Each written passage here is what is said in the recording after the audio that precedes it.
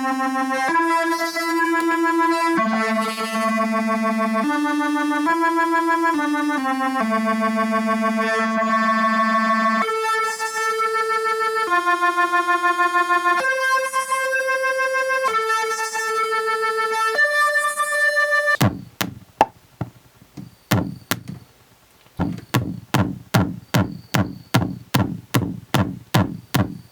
not.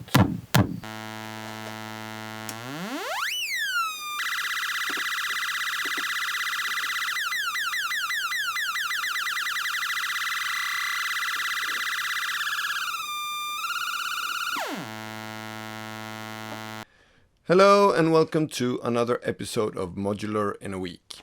Today I'm introducing the ADSR. It's been in the works for a long time. I did a video a long time ago, many months ago, about my design ideas. So what had become the first iteration that I might have shown off there. I have shown off many iterations throughout this time.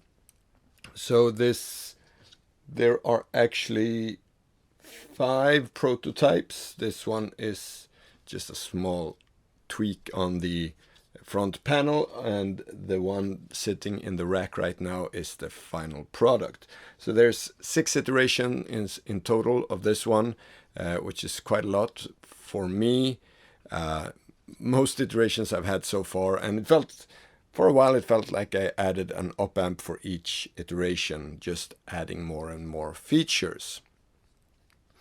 So we talked about the design before and what I had in mind. This video today will mostly be about the functions. I will talk a bit now, and then we just dive into the function and how it works. I will make a separate video for anyone interested in the programming stuff. I'm not a programmer, but so those of you who are will probably have a lot of issues with my design decisions in the programming. But as long as it works and I understand it, I'm happy. But yeah, and there are probably lots of bugs left, and that's important to note. This is a software-driven ADSR, so there might be some bugs still in this, and we are trying to I am trying to straighten this out. You are very welcome to help me with that if you find anything in the code less or subpar. It works, the standard ADSR, 2 ADSRs works. It's just when we get into the nitty-gritty sub-functions that it might be a bit wonky from time to time. I've been procrastinating releasing this a long time, but as I said, because programming, you never really get done with it, feels like. So, but now let's just get this out there and let people start using it, and I can see what works and what doesn't, and we'll move from there.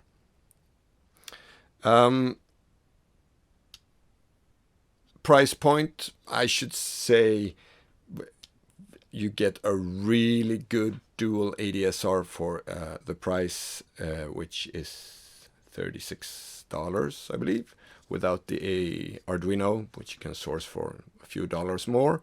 So that's a really nice price for a dual ADSR with lots of features, which we'll get into. So I'll make a programming video, and I will also make a hardware video to show off the final design, because I did quite a lot of tuning and lots of decisions to be made how to do this or that, as you can see.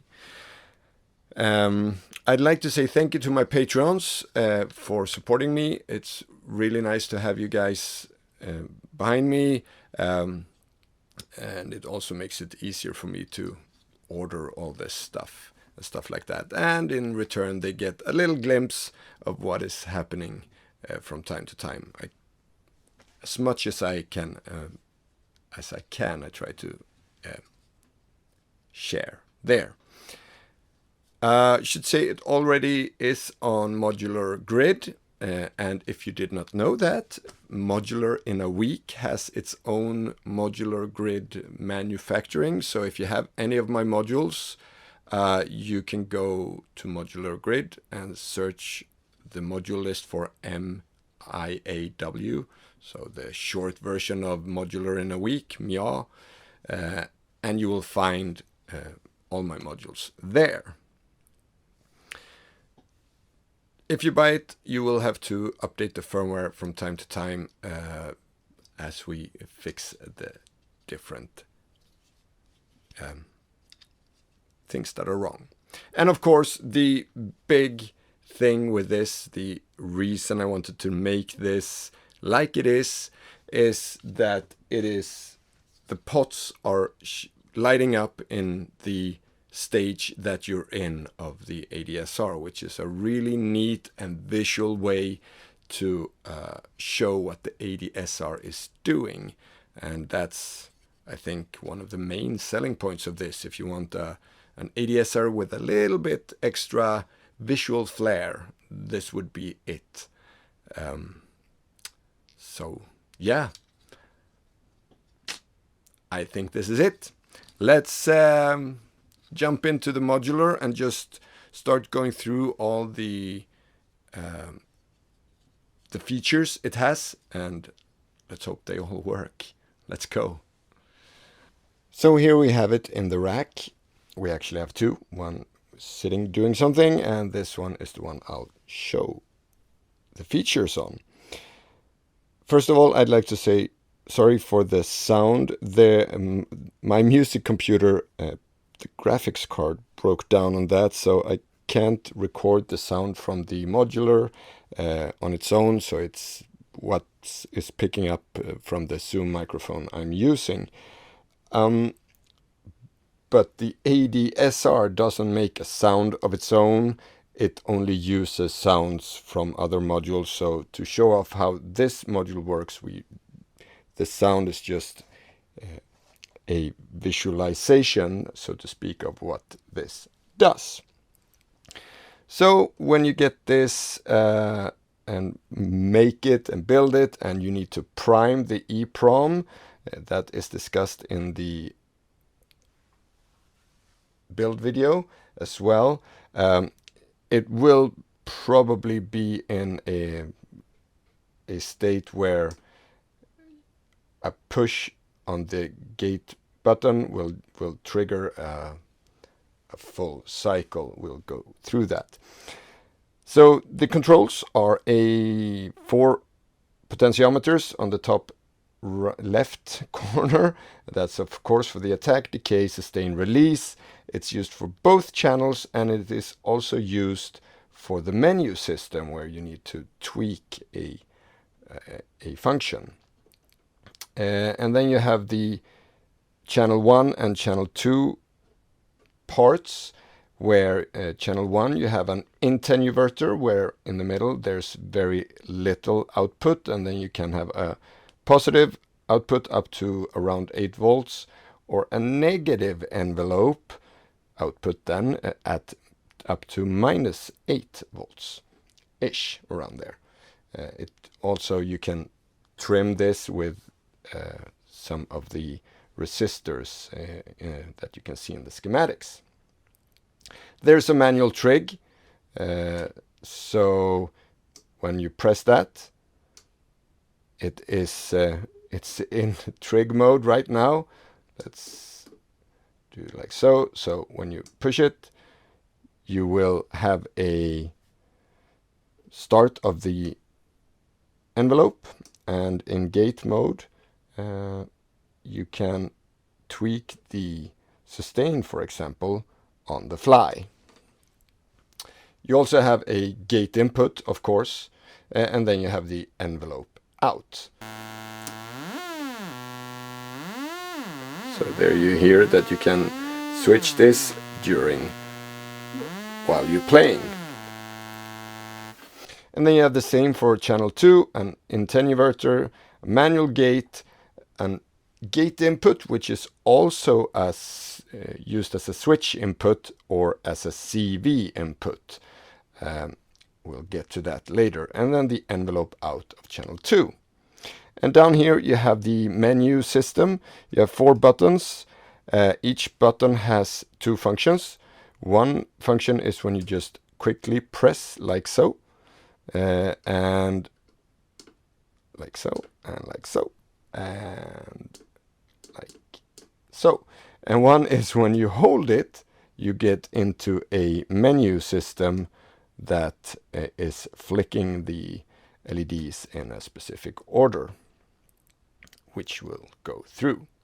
So let's start with the simple things down here. So you've seen me use this button to play this envelope.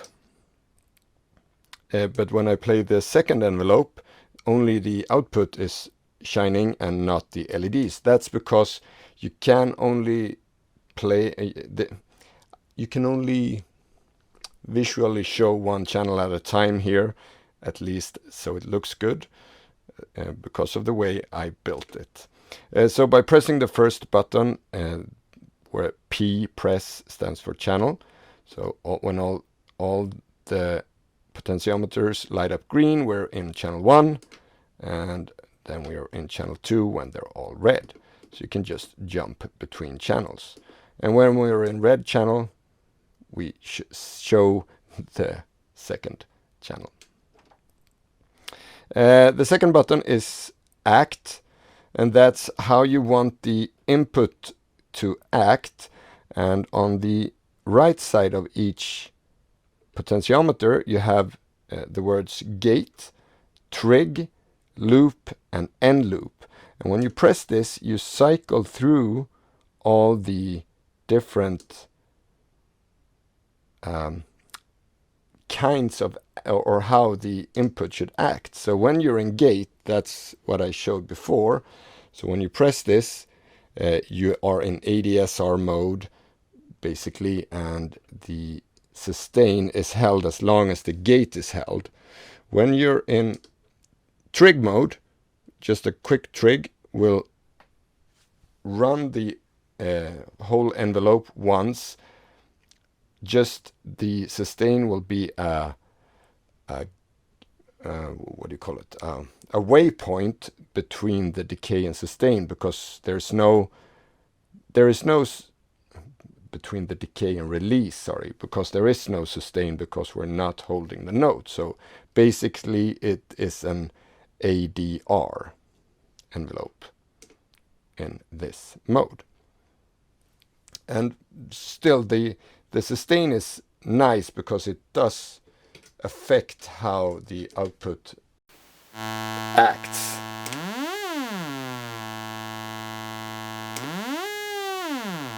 You hear there's the interaction between these two are affected by the sustain. Because if we have sustain at the lowest, then this whole thing will just be nothing. It will be quiet, so to speak. So if we hold this, there will be a pause there. And that's also when you get into the loop. So when we're going to acting like a loop, this is now looping.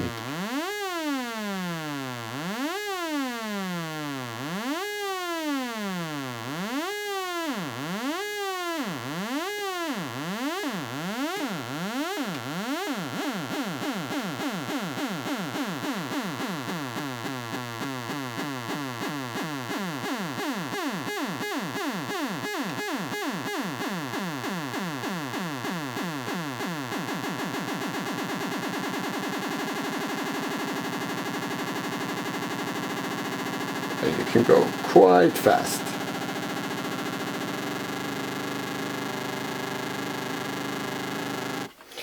And this should also, I should also point out then that that's the second, one other function here.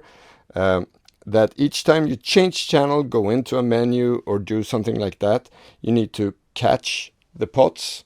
And you catch the pots, so if we now go, then that's because if we go back to channel 1 now, we don't want this one, so this one is super fast.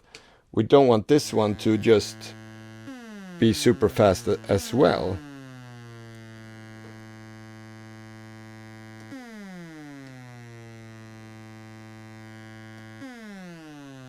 Let's see what we are in.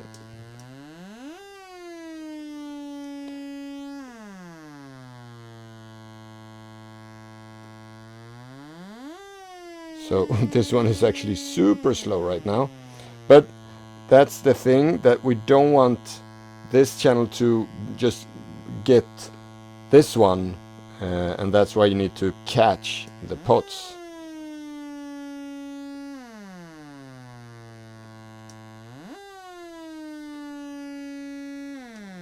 So it's slow here. And when we turn back here, now we can move this one without anything happening until we get down to the value that we are actually at, and then we caught it. So you need to go past the value that you have to catch it. So now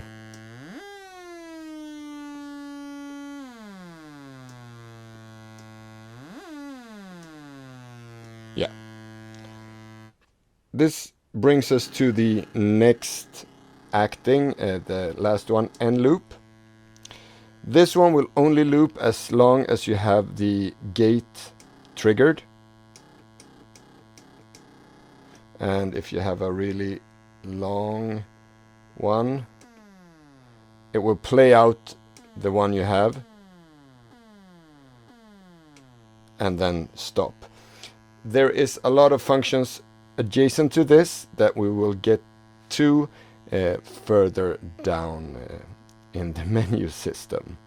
The two bottom buttons are for loading and saving, and this was a decision I made because first I saved every time you change channel or went into a menu, but I thought you can only save 100,000 times, and it actually adds up between all the presses that you do. So I decided to have a save and a load button, and this is so that if you save your settings and then you turn the modular off and back on, then you are straight where you ended before. But also if you have a set where you want the ADSR to be in a specific way, you just press load and you are in that set, and then you can go from there and change everything. And if you feel you're too far away from what you had, just press load again and you're back. So what actually happened here, I pressed load, which is button 3. So now this one is not as fast anymore because the value of that one in the saved state was much larger. And then of course the fourth button is then save. So it blinks red when you save, it blinks green when you load. Now we've taken out the oscilloscope, and we now get into the menu diving part of this module.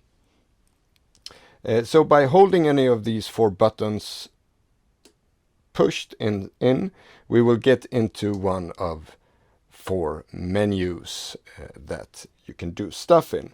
And you can see on the H on each one we have slope, or actually it's called shape nowadays.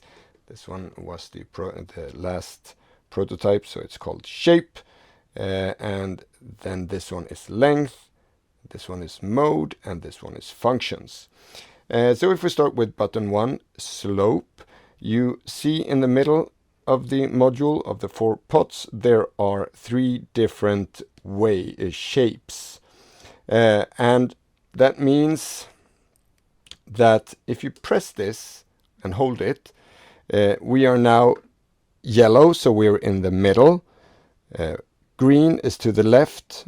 If you turn the pot left, it's green, and if you turn it right, it's red, and in the middle, it's very narrowly orange. So that's how the menu system works with colors. So in the middle, we have a linear slope. So when we play this,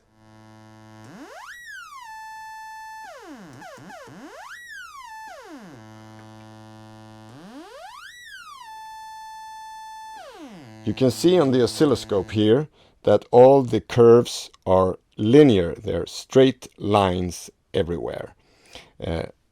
And that's not how a traditional ADSR works. Traditional ADSR works in exponential curves where it's really fast in the beginning and slow at the end. And that's because capacitors works that way. And if you see the slope to the left, it is actually a exponential curve. So fast up and slow down, and then fast down, and then it slows down. So if we hold this button and we turn this one, and this one is so all the way counterclockwise, we get as exponential as we can. This is also settable in the software if you want to have it even more extreme. So now the attack is round and exponential. The other ones are still linear, and that's because you can actually set the shape of each of the curves. So if we want to have a traditional ADSR, we now have it at maximum counterclockwise on all three. And the reason you can't, the sustain isn't blinking like this is because sustain is not a curve, it's a shelf, and therefore it doesn't have a shape. It could have a shape, but it doesn't have a shape. It's a shelf that you just hold. So now, that was really fast one.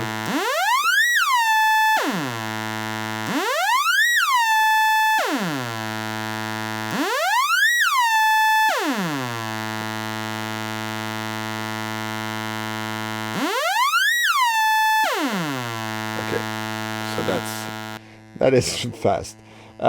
It is very fast in this mode. So now you see the slope is very gentle and exponential.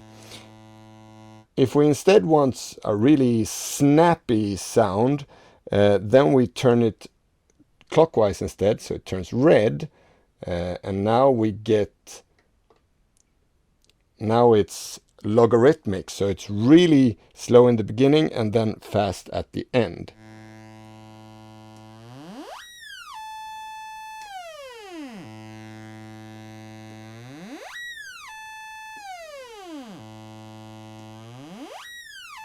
And at slow, it gets really slappy. So, but that's, so these curves are the opposite of exponential. They're logarithmic. And of course you can set them in between as well. You don't have to have it extreme. You can have it just a little bit, and you can have that one there. That one we can have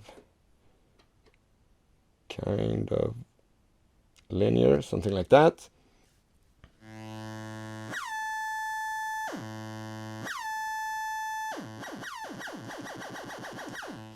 And you can experiment with the sound like so. The second button is the length. So in the basic configuration, it is about 1 second long, what do you call it, phase of each in the envelope. So the attack is around 1 second, decay around 1 second. Sustain doesn't have a time and releases around 1 second. If you press and hold the second one, you see they are in green, and that is mostly to counterclockwise. That means 1 second. Depending on what you have and which firmware you have and what you set in the firmware. Right now I have it set to 1 second at green.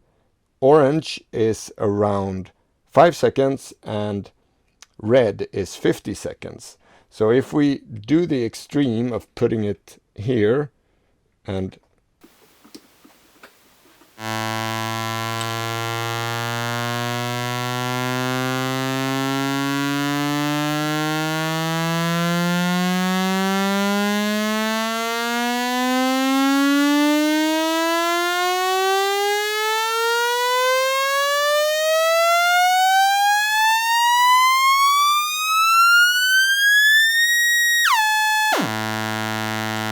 you get a very long attack. So, and first I had it at 110, 100, but those other values, like 10 is still useful, but 100 is very barely useful. So, and 50 is maybe not useful either, but just to have really extreme lengths as well, I chose to have that.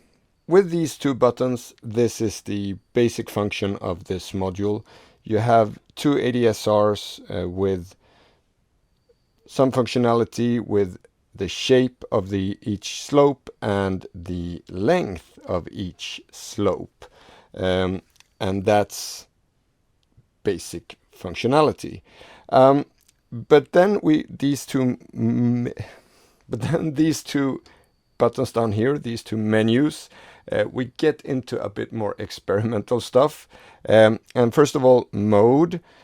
That changes the mode of the whole module. And I'm not going to go through this very deep today because there's still work to do there. But basically what it means is that we can route stuff. So in the basic mode where it's all yellow, in this case, colors might change as well. This will need a small cheat sheet to know which mode does what. But basically my point was that 1 and 3 would represent the input, 2 and 4 would represent the outputs. And this should actually be green, green, red, red, because input on channel 1 should output envelope 1 on channel 1, and input on channel 2 should output channel 2 envelope on the second channel. So this one, so we have this one, which is green, green, green. This one works. So input on channel 1 will output envelope 1 on both outputs.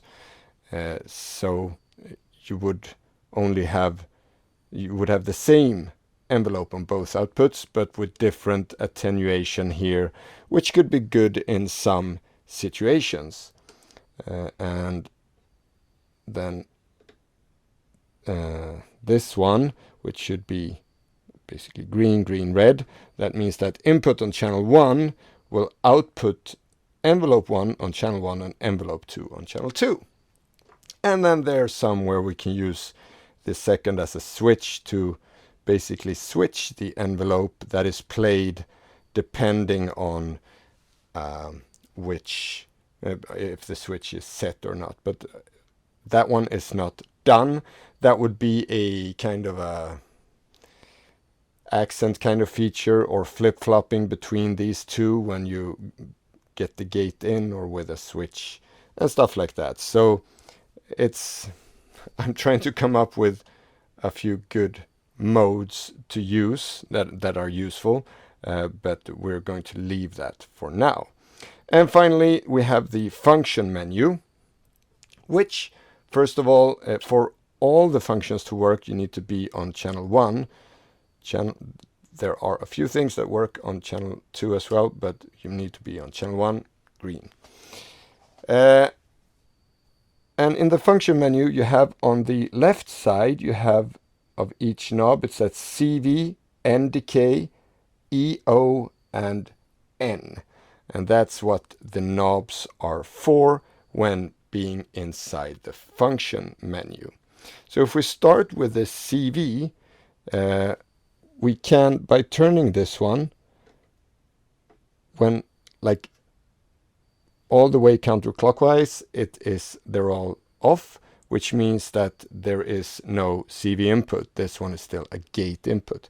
But if we turn this up, now this CV input will control the attack value with the input signal here. And if we continue, it will control the decay, and now the sustain, and now the release.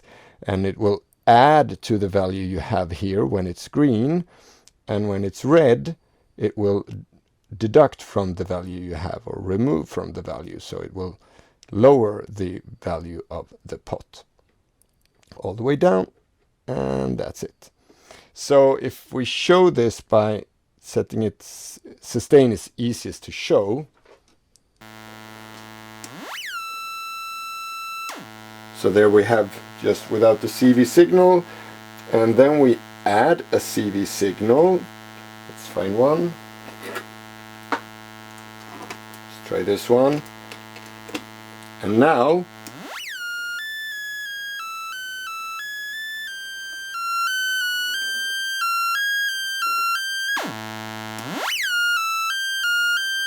we have a CV signal there. We have can use the Y output from the marbles.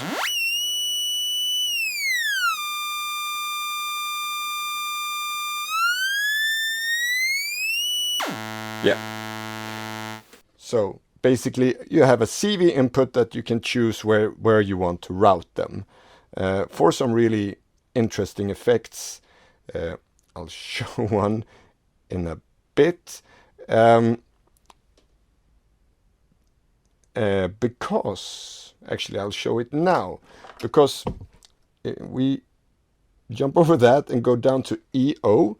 That means end of. So end of attack, end of decay, end of sustain, and end of release. So what that means that, for example, if we take function and we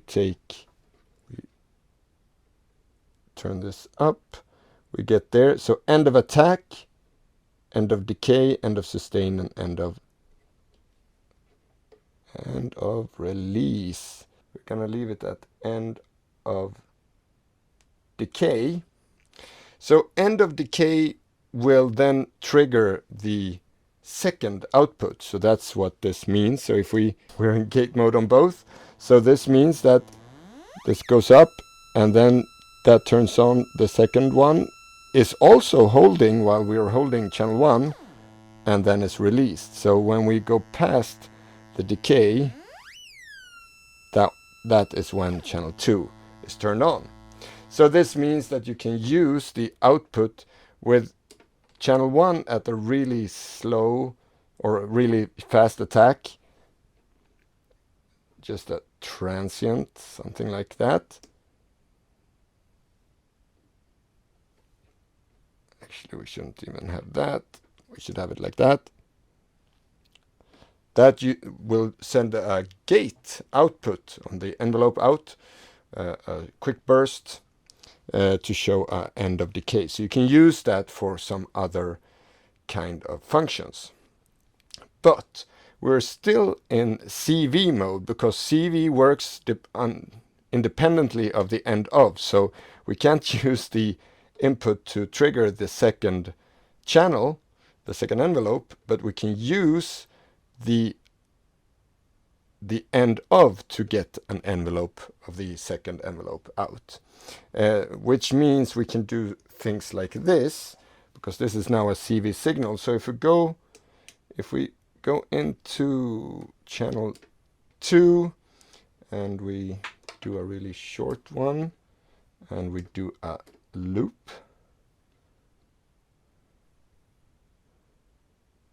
something like that, and then we take that into the, we patch it into itself, so to speak.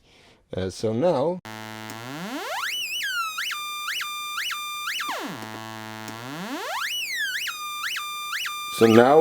we can use the second channel as a we can use it as a tremolo effect.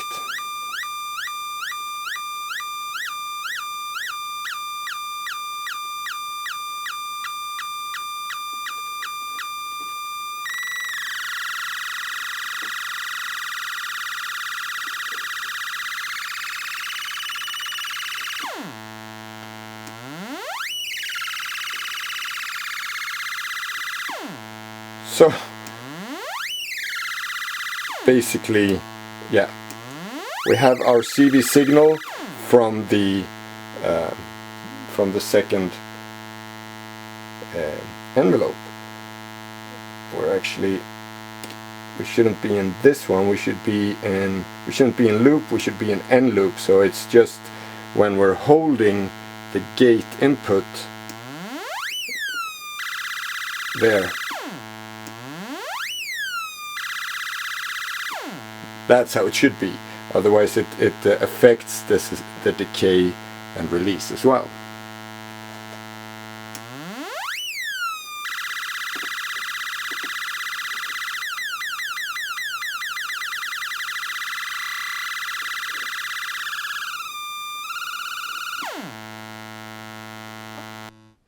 So a cool internal, or not internal, actually external patching of the CV signal into the CV input.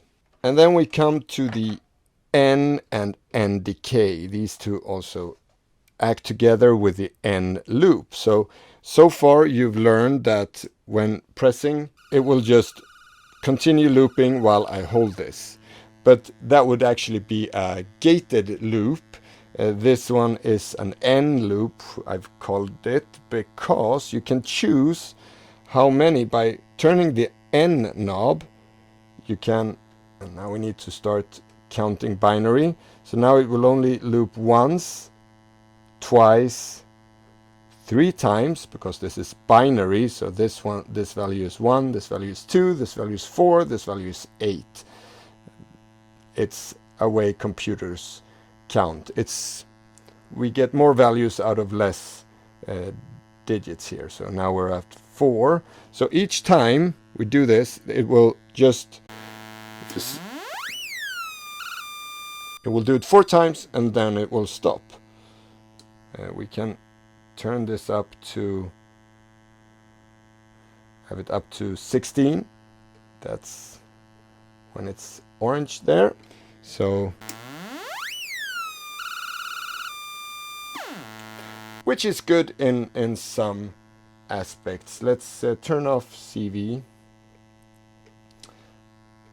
and just use, let's go back and there and there, and do it like so instead. I wasn't wrong. Need to turn off CV. There we go. And I also need to turn off EndOf, because that one overrides this one as well. So if we do that,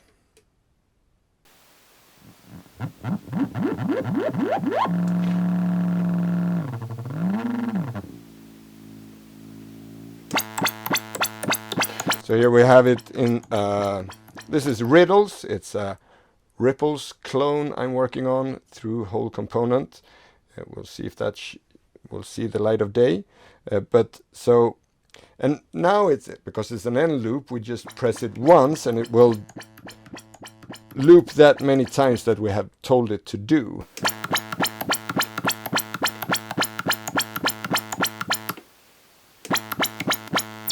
And we can of course change it while it is looping.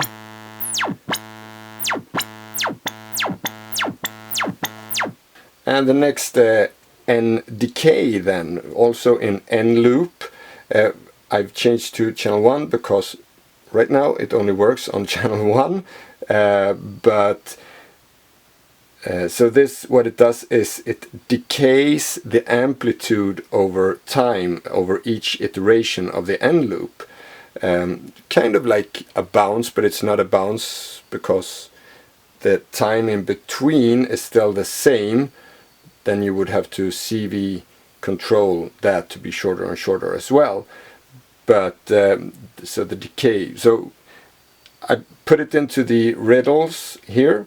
If I haven't said it already, this is a ripples clone, through hole component clone of the mutable instrument ripples that hopefully is finished soon. So we have here, it's like running like so, and if we turn this up to orange, I think the colors might be a bit messed up there as well. As I said, this is experimental. This should now slowly fade out.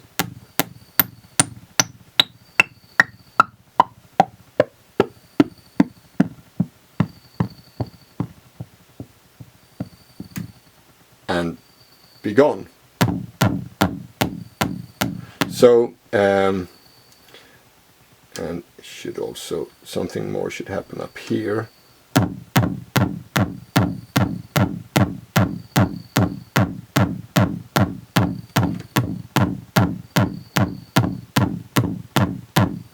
Maybe not.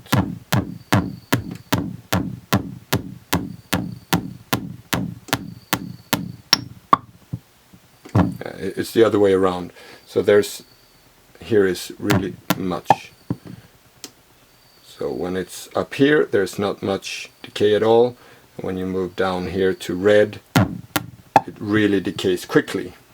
So that's how it works. So if we then add a few end loops to this,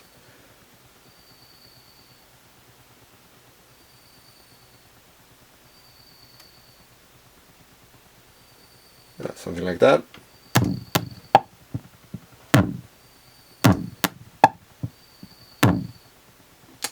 What do you know? Another thing. The last one is actually at full volume again. Okay, so I need to check that as well. See, I'm telling you, these two last buttons, they're a bit experimental. Still very useful and very fun, and we can make some really cool sounds with this module. Not sounds, but we can control other modules to make the sounds. You understand what I mean. So yeah, let's just patch something together as a final thing.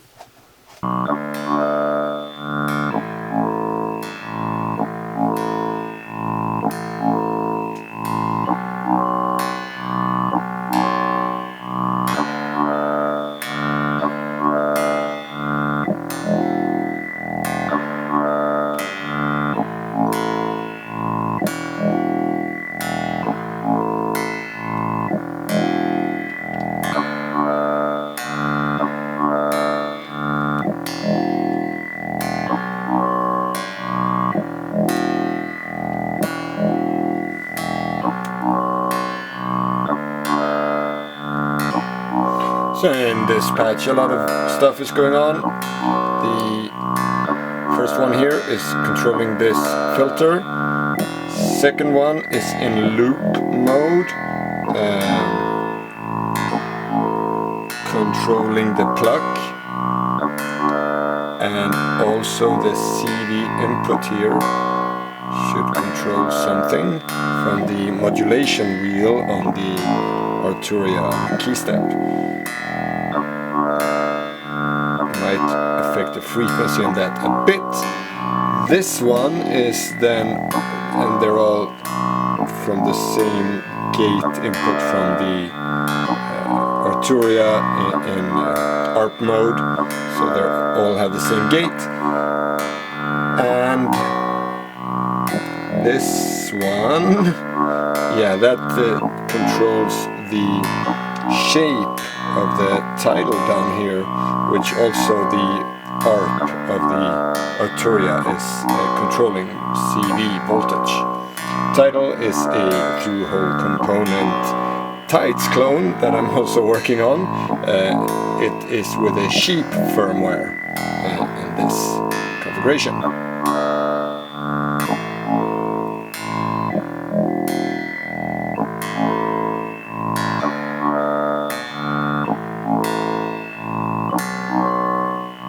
Here's another simple patch, just playing the Arturia key step and self-patching on sustain.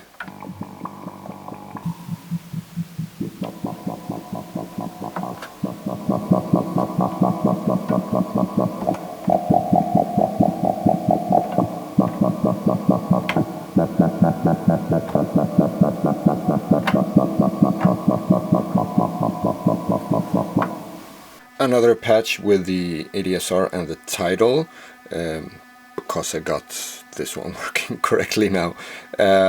So playing a melody on the key step. The ADSR1 controls the shape in sheep mode, and the second one is in loop mode, just controlling the slope.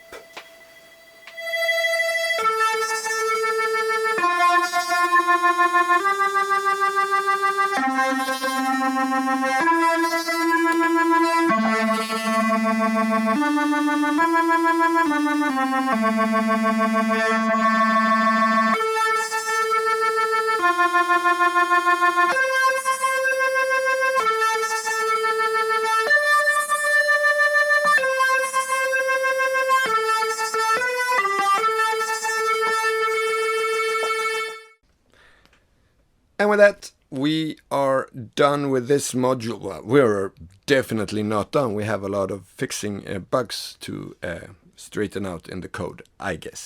But except for that, I am done with this module. And as you've seen in this video, I guess there is a lot of modules in the pipe, mutable instrument clones that I've been working on, that just having to clear my mind of some of the stuff with this. I can't work with one module at a time. I realize I have a scatterbrain. I need to switch from time to time, but good thing is there's a lot of modules coming, and also I hope this summer I get a lot of videos done, as I did in the beginning. Let's hope. We'll see. I'll see you in the next one. Take care. Bye.